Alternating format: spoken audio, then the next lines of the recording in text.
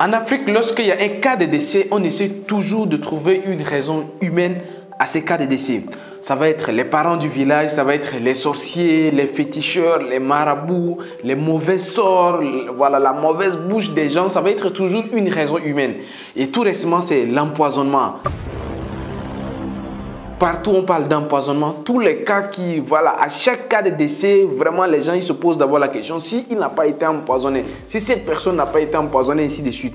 Et surtout avec la diaspora. Alors, la diaspora, c'est pire parce que pour la diaspora, il n'y a que l'empoisonnement en Afrique. Donc, si un gars de la diaspora revient et qui meurt, vraiment, c'est parce que voilà, il y a la main de l'homme derrière. Généralement, c'est ça. Pourtant, d'après les dernières études de l'INED, en 2021, sur les à peu près 14 millions d'Africains morts, en 2021, 92% de ces causes de ces cas de décès là proviennent de 4 types de raisons. Alors, 92%, la première raison, généralement, c'est des AVC, des accidents cardiovasculaires. La deuxième raison, c'est le cancer. La troisième raison, c'est les maladies respiratoires. Et la quatrième raison, c'est le diabète. Alors, ce sont ces 4 maladies-là qui causent 92% des décès en Afrique. Et les 8 autres pourcents, sur les 8 autres pourcents qui restent, il y a 5% qui sont dus aux accidents de circulation. Il y a également, dans ça, il y a suicide, ainsi de suite. Donc, on peut se dire que ok, les autres types ou bien les autres causes de mortalité en Afrique, il va rester, on va dire, entre 3 et 4%. Peut-être c'est dans ça, et dans ça encore, il y a des disparitions, il y a dit qu'il y a des cas de décès inconnus. Peut-être que c'est dans ça, il y a l'empoisonnement. Mais on nous fait comprendre que voilà, il n'y a que l'empoisonnement qui tue les gens de la diaspora et qui tue les Africains qui ont réussi. Bref, moi, personnellement, je veux donner mon avis sur ce sujet-là, puisque les gens m'ont beaucoup parlé de ça. Alors Justin, toi, tu dis il faut vivre et réussir en Afrique, mais quand on vit en Afrique, les Africains sont tellement méchants qu'ils sont prêts à te tuer, qu'ils sont prêts à ceci et à cela. Voilà, moi, personnellement, je veux donner mon avis, ou bien mon point de vue personnel, alors ça n'engage que Justin. Donc, avant de me présenter, voilà, c'est Justin. Moi, je suis architecte, je suis entrepreneur et investisseur également. Donc, vivre et réussir en Afrique, c'est un concept, le nom. Alors, la signification se trouve dans le nom. Donc, bienvenue sur cette page, abonne-toi. Et si tu veux bien les contenus qu'on fait, abonne-toi. Et surtout, tu peux également devenir membre de Vivre et réussir en Afrique désormais en choisissant une des formules qui se trouve dans la barre de description. Alors, rapidement, on va aller maintenant pour ce sujet-là parce que beaucoup de gens attendent.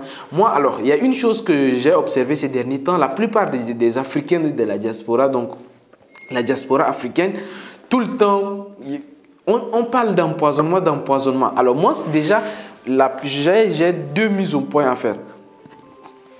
On ne peut pas parler de l'empoisonnement ou bien on ne peut pas parler de ces phénomènes sans qu'il ne se passe pas quelque chose de réel derrière ça. Ce qui veut dire que quelque part, il y a eu empoisonnement. Quelque part, il y a des méchants Africains qui ont tenté, ou bien pour certains, qui ont tué leurs frères. Donc, c'est vrai, je ne dis pas qu'il n'y a pas d'empoisonnement en Afrique. Il y en a, sinon on n'en parlerait pas. Il y en a. Donc, ça, c'est une première mise au point que je suis d'accord que voilà, les gens s'empoisonnent. Il y a des cas de décès par empoisonnement. Il y en a. Sauf que maintenant, il faut voir c'est combien de pourcents sur les 100%. Ça, sur les 14 millions de décès en 2021, on peut dire combien de cas de décès ont été produits par empoisonnement. Pour vous dire que, voilà, tous les cas de décès qu'on dit, oui, c'est empoisonnement, mais pas qu'empoisonnement. Deuxième mise au point, alors ça, la vie humaine est sacrée. Donc, vraiment, personnellement, je condamne avec dernière énergie toutes les intentions ou bien toutes ces personnes qui ont des intentions d'empoisonner ou bien de tuer leurs frères, d'ôter la vie à quelqu'un. Ça vraiment, il y a une seule raison qui s'explique là, c'est la jalousie ou bien l'envie ou bien vraiment c'est de la pure jalousie. C'est, je sais pas, c'est l'envie maladive. Donc ça c'est pas vraiment, moi je sais pas comment qualifier ça, mais voilà. Il y a des gens qui se donnent encore, qui pensent que si mon frère me dépasse, ou bien mon frère fait mieux que moi, ou bien cette personne-là, je n'aime pas de sa tête, même si la personne n'a rien fait. Hein, ce n'est pas forcément que la personne a fait mieux que toi. Il y a des gens, parce que tu es arrivé à un niveau donné, et l'autre essaye de grandir juste pour arriver à ton niveau. Les autres, celui qui arrive déjà même à un certain niveau. Donc, il y a des gens qui ont réussi, qui ne veulent pas que ceux qui n'ont pas réussi grandissent. Donc, il y a des cas comme ça. Donc, tout ça, moi, je mets ça juste sur dans le panier des personnes, de mauvaises personnes, en fait, de mauvaise foi. C'est des gens qui n'ont pas compris le sens de la vie. Donc voilà, c'est quand même très infime des gens qui ont cette mentalité comme ça, doter la vie des gens. Je ne pense pas du tout que la plupart des Africains, oui, ils sont jaloux. La jalousie, c'est naturel. Il a dit quand quelqu'un fait plus que toi, alors il y a deux types de jalousie. Il y a la jalousie que tu transformes ça en énergie pour grandir, et puis à la jalousie où, ok, s'il me dépasse et que je ne peux pas monter à son niveau, je le fais descendre. Ça, c'est ça qui est mauvais. C'est-à-dire que quand quelqu'un te dépasse, la première jalousie, c'est une jalousie motivatrice qui va dire, waouh, j'ai des amis, on a grandi ensemble, mais là, ils sont loin. Donc, je dormais alors. Là, tu retrousses les manches et puis tu vas, voilà. Peut-être, c'est-à-dire que la réussite de certaines personnes, moi par exemple, il y a des réussites. Ce n'est pas de la jalousie, mais c'est de l'inspiration. Il y a des personnes qui arrivent à faire certaines choses qui t'inspirent en fait. Ce n'est pas de la jalousie. Tu les vois, voilà, tu dis que j'aurais aimé, moi, avoir ce niveau de réalisation. Mais comme tu n'arrives pas, ça te motive à monter. Mais pour d'autres personnes, malheureusement, quand quelqu'un les dépasse, eux, ils ne pensent qu'à le tirer vers le bas. Ça, c'est mauvais. Donc moi, je pense vraiment qu'il faut bien employer la jalousie dans votre vie pour vous permettre à avancer plutôt qu'à reculer. Maintenant, on arrive maintenant au point, donc ce sont les deux mises au point. Je suis conscient qu'il y a des gens qui sont morts et qu'on tue par jalousie. Sinon aussi, il y a récemment, nous on a un cas de décès dans la famille. Tout le monde disait qu'il fallait faire autopsie parce qu'il y a la main de quelqu'un derrière. Il y a empoisonnement, il y a eu ça. Tout le monde a insisté. Pour vous dire que voilà, quelque part, c'est que c'est un phénomène qui existe. Je ne nie pas, je ne dis pas que l'empoisonnement n'existe pas, ça existe. Voilà. Deuxième, s'il existe, ceux qui font de l'empoisonnement, en fait, ce sont des personnes, alors, croyants ou pas, ça n'a rien à voir, mais quand tu tues un être semblable à toi, ne t'attends pas à meilleur que ça. Ça, vraiment, je n'ai pas grand chose à dire sur ça, mais ça c'est mon point de vue. Tous ceux qui tuent par empoisonnement, quelle que soit la forme d'assassinat ou bien de meurtre ou bien en tout cas tout ce que vous voulez, quand tu tues physiquement, mystiquement, si ça existe peut-être, mais quand tu élimines un semblable à toi, vraiment je ne sais pas si tu es un humain. Une fois cette mise au point faite, moi je reviens vraiment à cette peur bleue de la diaspora. Elle dit que la plupart des Africains de la diaspora, pour eux en fait, les réussites, parce que c'est normal, si vous avez bien compris ce que je viens d'expliquer, c'est normal maintenant que, comme il y en a, c'est les cas d'assassinat, parce que même assassinat, il y en a. C'est-à-dire qu'il y a des gens qu'on a assassinés comme ça parce qu'ils ont juste réussi. Il y a des braquages, il y en a. Empoisonnement, tout ça, là, il y en a. Les morts physiques, en fait, la mort physique, là, il y en a.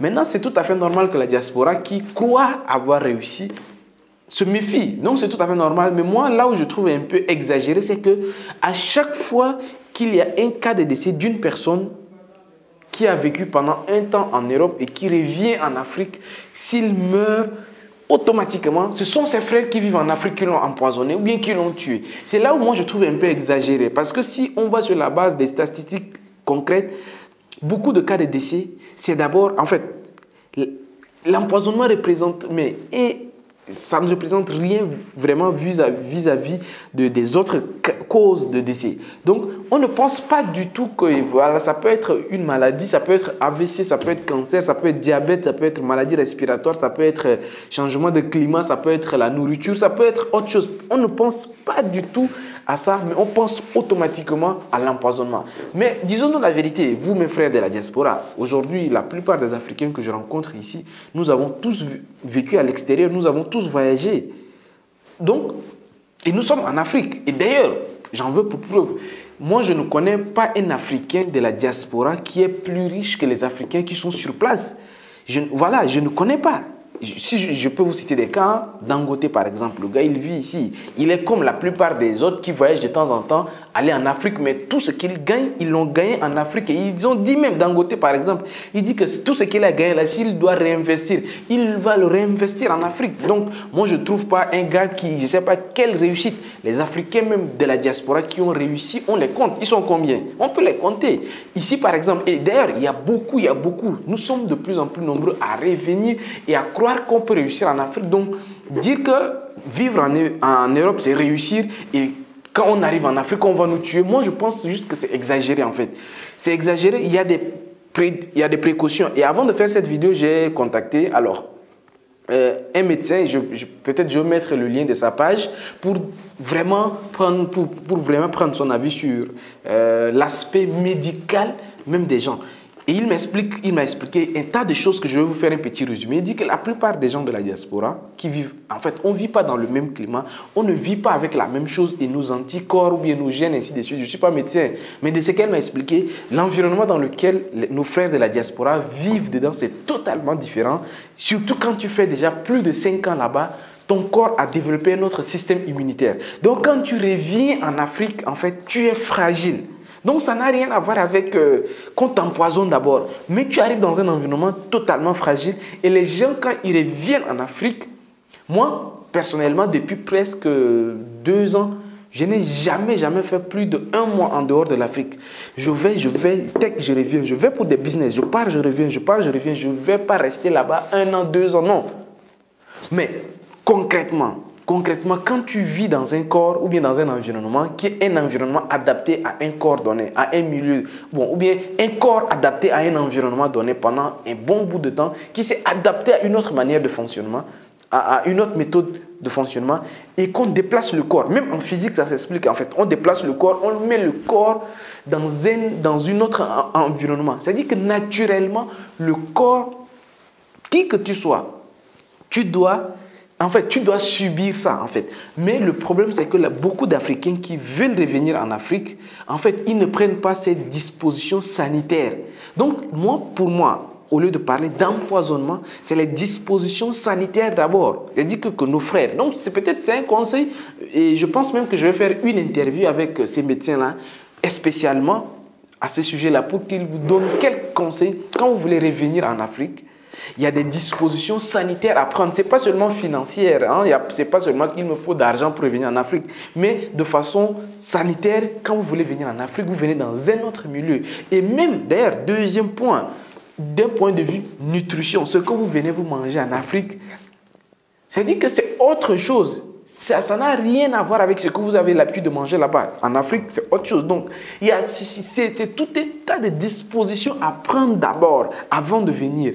Alors, même en étant sur place, il y a des dispositions à prendre. Donc, avant de venir en Afrique, il y a des dispositions à prendre. En étant en Afrique, il y a des dispositions à prendre. Même après que vous soyez retourné en Europe, ou bien là où vous étiez, il y a encore des dispositions à prendre. Donc, c'est-à-dire qu'il y a tellement de choses à faire que beaucoup, quand ils viennent en Afrique, ils viennent juste comme ça. Non, il y a des dispositions. Je ne dis pas que les morts dues aux empoisonnements, à ceci, à la jalousie, tout ça, que ça n'existe pas. Mais vous devez vous rendre compte que la majorité des cas de décès ne sont pas des morts humaines. C'est-à-dire que la cause n'est pas directement humaine. Je ne sais pas si vous entendez ce que je veux dire, si vous comprenez ce que je veux dire. Bref, moi, comme vous le savez, tous les vendredis, à partir de 20h, GMT, 20h temps universel, j'organise des lives. Donc, pour ceux qui veulent, ils viennent tous les vendredis à partir de 20h sur ma chaîne.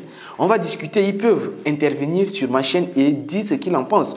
Je sais qu'il y a plusieurs causes. D'autres vont vous dire que oui, et d'ailleurs, ça se voit.